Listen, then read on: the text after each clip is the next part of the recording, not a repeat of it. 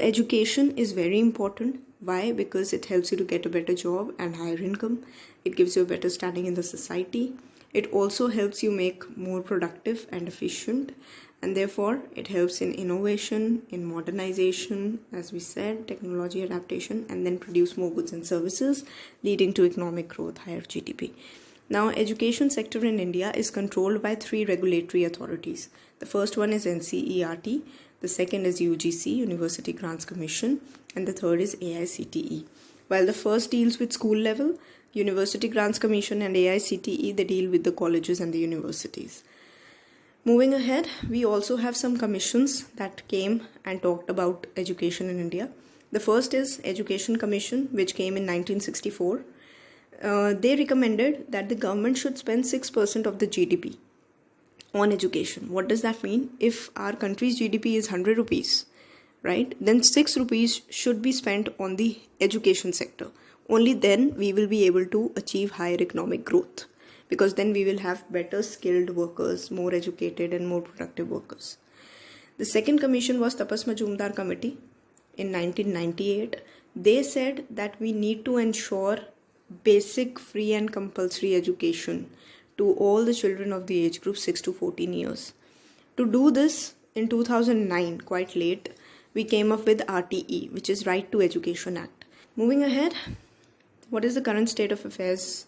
The first thing is that we have shown definitely that the government is spending more on health and education, particularly on education. The first graph shows the first set, series 1 and series 2. The first category shows percentage of GDP. So percentage of GDP has increased tremendously from 0.64 to 4.13.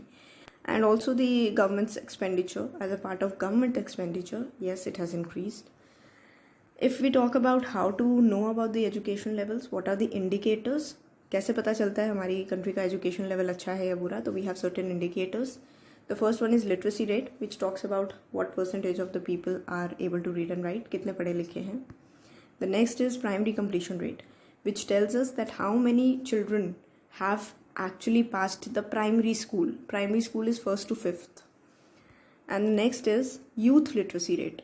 तो literacy rate और youth literacy rate में difference क्या है? Literacy rate पूरी country की population की बात कर रहा है, but youth literacy rate talks about only people from 15 to 24 years. तो जितने भी इंडिया के 15 to 24 ईयर्स के ब्रैकेट में लोग हैं, how many percentage of them are able to read and write. ठीक है. Literacy rate has definitely gone up from 61.9% to 68.4%. Youth literacy rate and primary completion rate has also improved.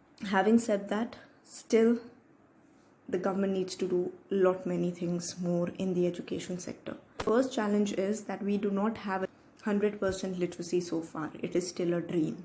Not everyone in India is able to read and write. So that is still a dream. We need to work on that. Second thing is, women education needs to be promoted. Why? For 2 reasons. Firstly, because it is important for her independent existence in the society. उसका social status बढ़ता है, economic independence बढ़ती है. Second thing, more educated women is seen to be giving attention to the health care of the whole family, and therefore it is important to improve the health of the people. The next point is, if you look here, this talks about the higher education, that many students in India, they often after 12th skip the education system. So the government needs to focus on higher education.